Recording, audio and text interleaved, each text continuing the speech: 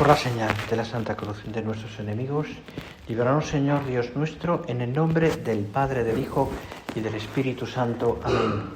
Señor mío y Dios mío, creo firmemente que estás aquí, que me ves, que me oyes. Te adoro con profunda reverencia. Te pido perdón de mis pecados y gracia para hacer con fruto este rato de oración. Madre mía Inmaculada, San José, mi Padre y Señor, Ángel de mi guarda, interceded por mí.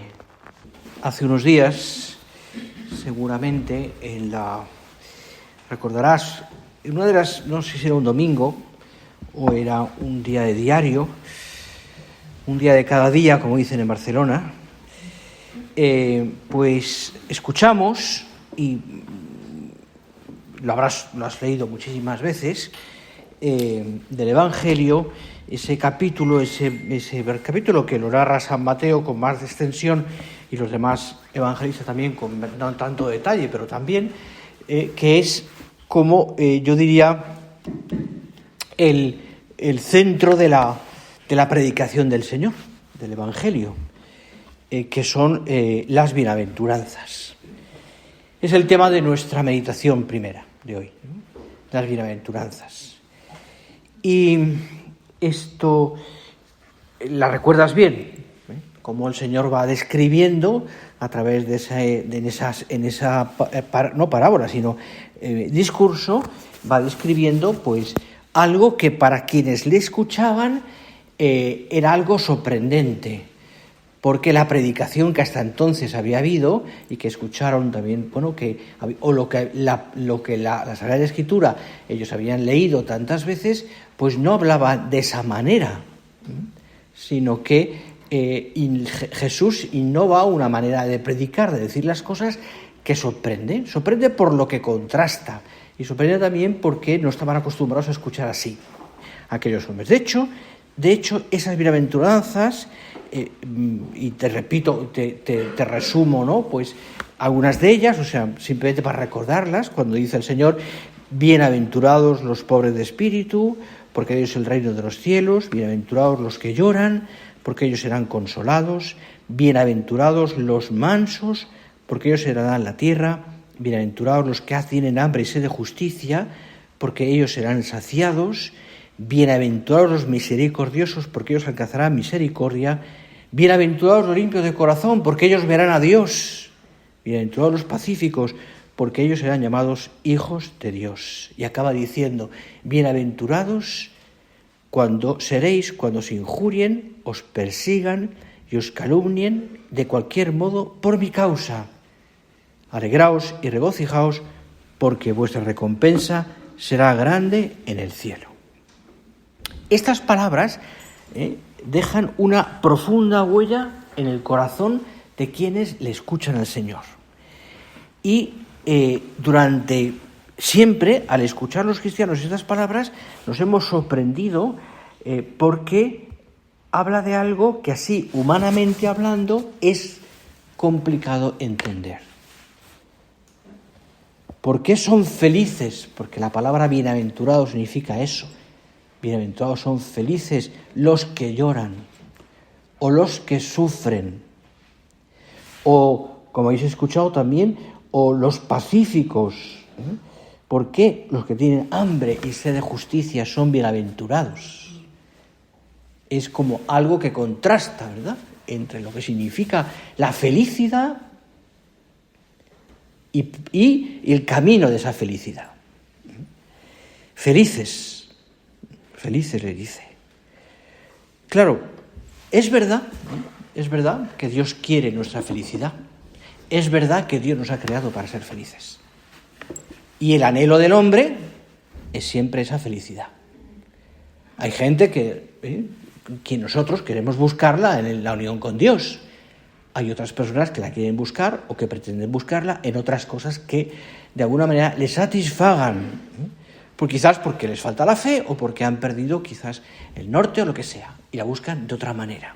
Pero todo el mundo busca la felicidad. Es así. Eso está puesto por Dios en nuestros corazones. Dios ha puesto en nuestros corazones el deseo, en lo más profundo de nuestro ser, el deseo de ser felices. Y las bienaventuranzas que siguen ese camino nos están mostrando a nosotros también el único camino hacia la dicha eterna a la que aspira el corazón del hombre. Algo por lo que nosotros también tenemos que pasar. Todo eso.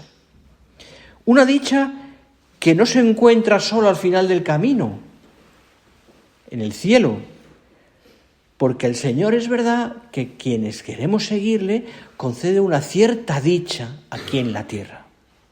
Una cierta dicha, lo podríamos decir, un anticipo de la felicidad, también de la gloria a quienes por esta tierra, en esta tierra, quiero decir, vivimos o aceptamos o vivimos según las bienaventuranzas. De alguna manera, las bienaventuranzas han abierto un camino distinto y nos han abierto también a los cristianos y a todos los hombres una manera de entender la vida de una manera distinta a la que nos han dado los mandamientos, por ejemplo, otras leyes también del Antiguo Testamento. El Señor, es decir, de alguna manera está como confirmando la ley de Moisés, los mandamientos, pero superándola. No deja de decir el Señor que le amemos, no deja de decir el Señor que no tomemos en vano su nombre, o que santifiquemos las fiestas, o que no mintamos, evidentemente, porque eso está en el corazón del hombre también, pero nos habla de algo más también, mucho más, que va más allá. Es que además vais a ser felices. Es que además el camino de las bienaventuranzas es un camino que se abre para la felicidad, porque tenéis que entender que también cuando pasan estas cosas, Dios os quiere felices. ¿Te acuerdas de aquel punto que decía San José María? Cada vez estoy más persuadido, decía, la felicidad del cielo es para los que saben ser felices en la tierra. Quienes saben ser felices en la tierra. Y mi pregunta, que me hago yo en mi oración, y os animo a hacer vosotras, ¿yo sé ser feliz en la tierra? ¿O tengo un run interior de queja por todo? ¿O tengo una visión de la vida o de las circunstancias o de lo que me pasa, que puede ser difícil, no digo que no, como negativa o de tejas abajo? Quiero, por supuesto, no tengo que preguntaros, ¿quiero ser feliz? Porque evidentemente todas queréis ser felices.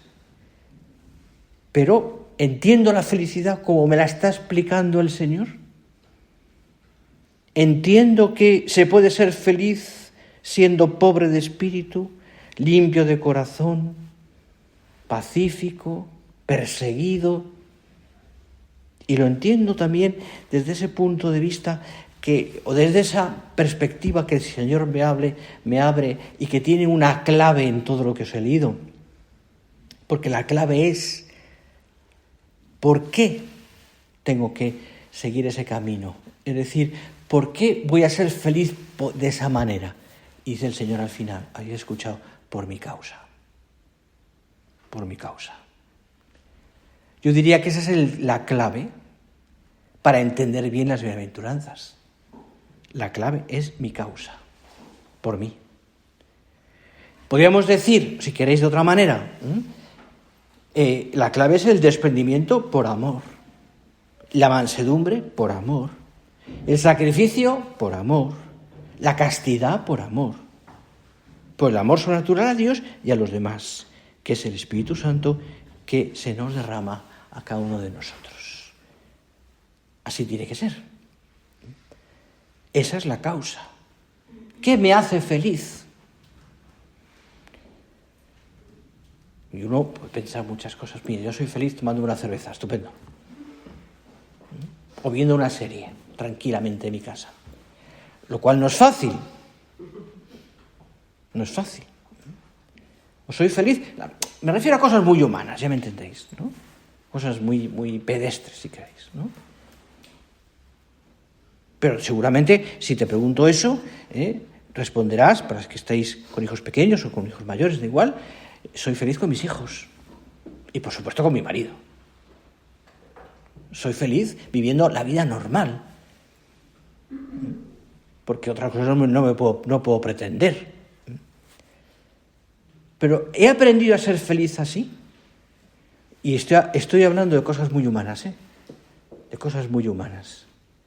Porque he aprendido a ser feliz así porque he aceptado lo que Dios me ha pedido, mi vida, o sueño con otras vidas.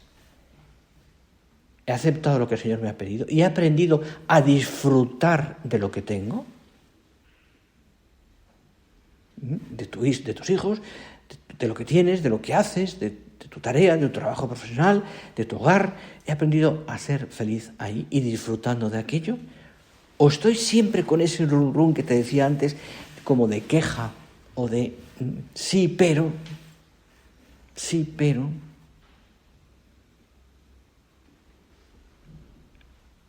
Mira, ¿te acuerdas de aquel punto también de, no sé si era Forja, Surco, no lo tengo ya apuntado, pero me acuerdo muy bien del punto y lo recordaréis muy bien, aquello que dice lo que se necesita para conseguir la felicidad no es una vida cómoda, sino un corazón enamorado. Y en fondo esto es lo que estábamos hablando hace un momento, esta es la clave. Esa es la clave, un corazón enamorado. No es una vida cómoda, que la puedo tener o la puedo conseguir. No, lo que se necesita para la felicidad es un corazón enamorado. El amor sí que se manifiesta en la abnegación, en el sacrificio, en seguir los pasos de Cristo. No deja de ser una realidad que vivimos todos, que tenemos que entender aquello de que el que quiera seguir, venir por de mí, nieguese a sí mismo, tome su cruz y sígame. Pues que el que quiera salvar su vida la perderá y el que pierda su vida por mí la encontrará. Pues las bienaventuranzas, aceptar esas bienaventuranzas es el camino para encontrar la propia vida. Y no hay lo que a los ojos humanos o mundanos, mejor dicho, sería como perderla. ¿Cuántas veces te has planteado, o tus amigas te han planteado, pero tú haces esto, pero tú te has planteado, tú tienes, o sea, para muchas de vosotras, a lo mejor que sois del Opus Dei, esa entrega, pero no te hace feliz eso? O no por ese camino, por el que sea, me da igual. A ti te hace feliz, pues tantas cosas que a lo mejor a otras personas no lo ven como felicidad, no lo ven como algo que te hace a ti, que te da paz. O vivir tu fe, sin más, como hay que vivirla, con entereza y con radicalidad. Para mucha gente no es la felicidad. Sin embargo, nosotros entendemos también que vivir mi fe, evidentemente, sí, por supuesto, con todas sus consecuencias en todos los aspectos, pero luchando, evidentemente, porque luego somos muy débiles, ¿no? Pero luchar por vivir esa fe y vivir coherentemente a lo que yo creo me hace feliz. Porque de alguna manera me da paz en el corazón. Luego podré llegar o no llegar, conseguirlo o no conseguirlo, porque hay debilidad en nuestros corazones y es normal.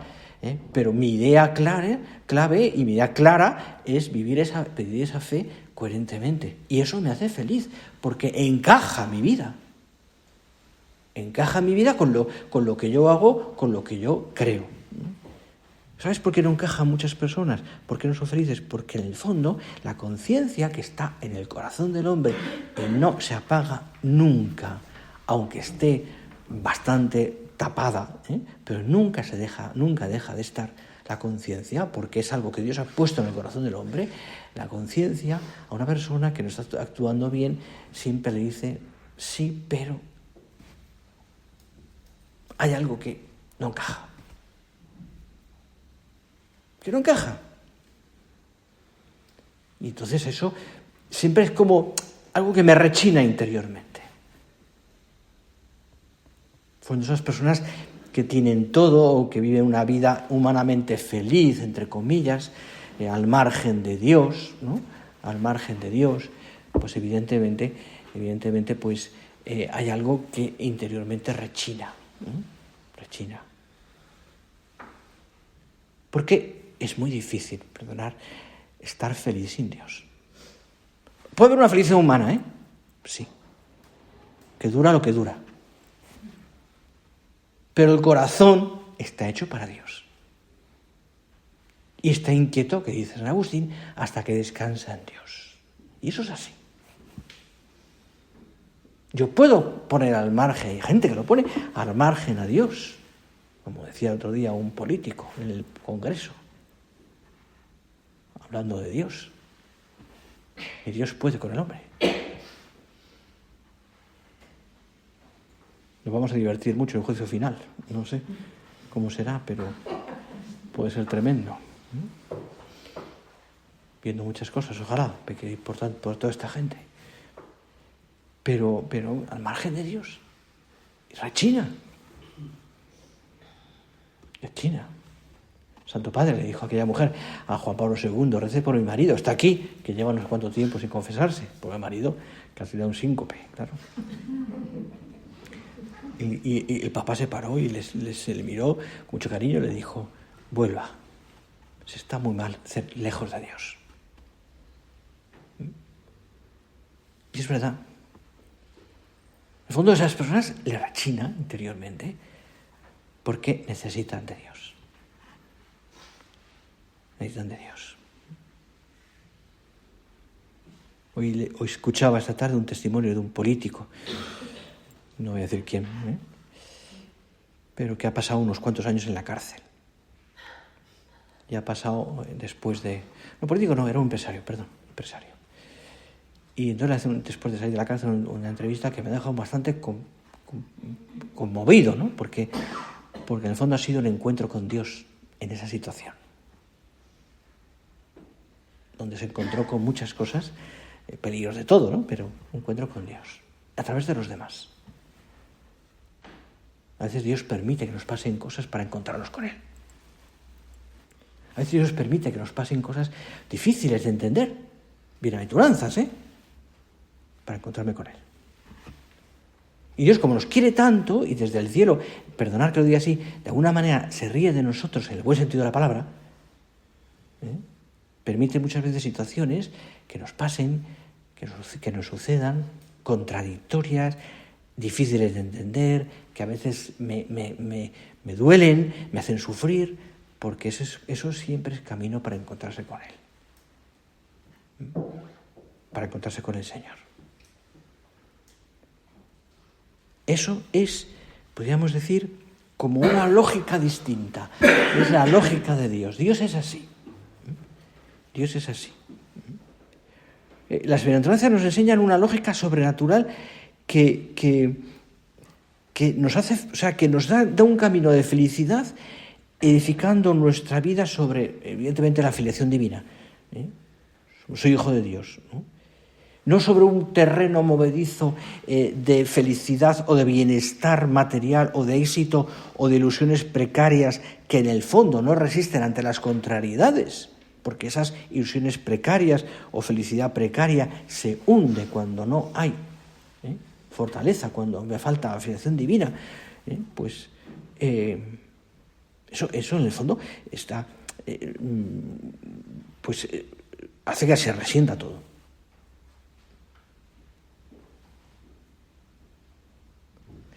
Al fin y al cabo, y no me voy a alargar mucho porque es la hora ya.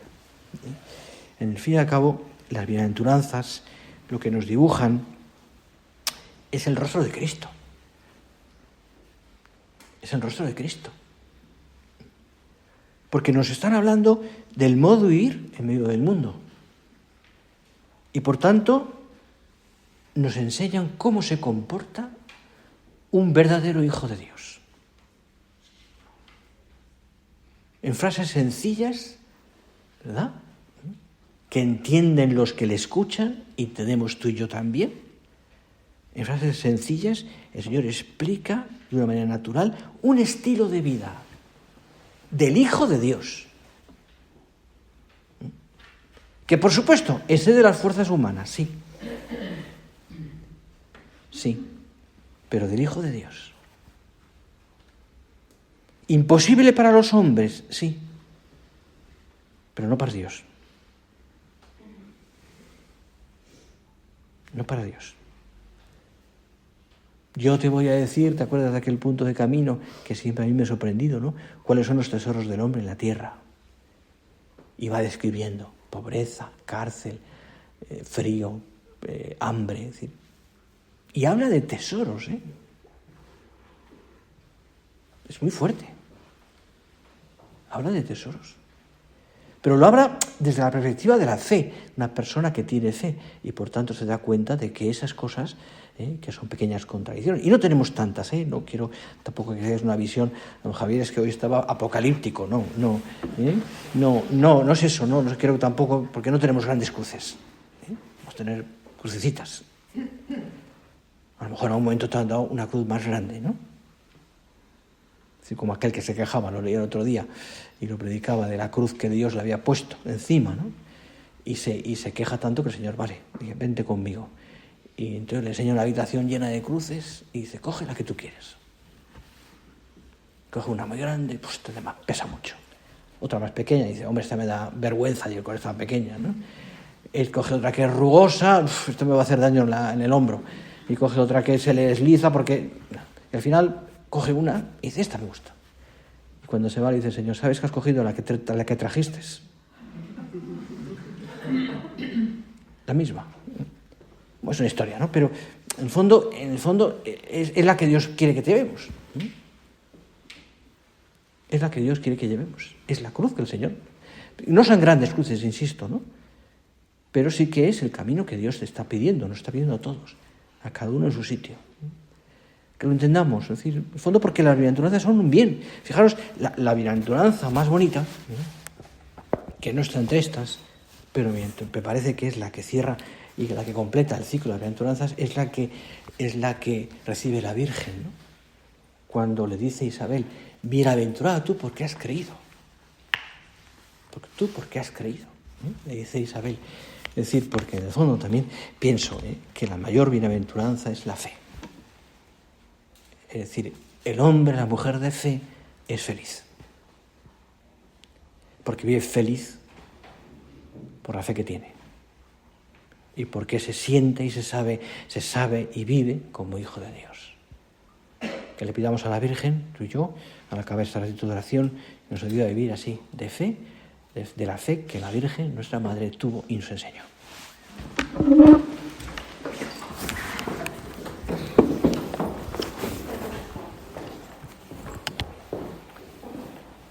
Te doy gracias, Dios mío, por los buenos propósitos, afectos e inspiraciones que me has comunicado en esta meditación. Te pido ayuda para ponerlos por obra, Madre mía Inmaculada. San José, mi Padre y Señor, Ángel de mi guarda, interceded por mí.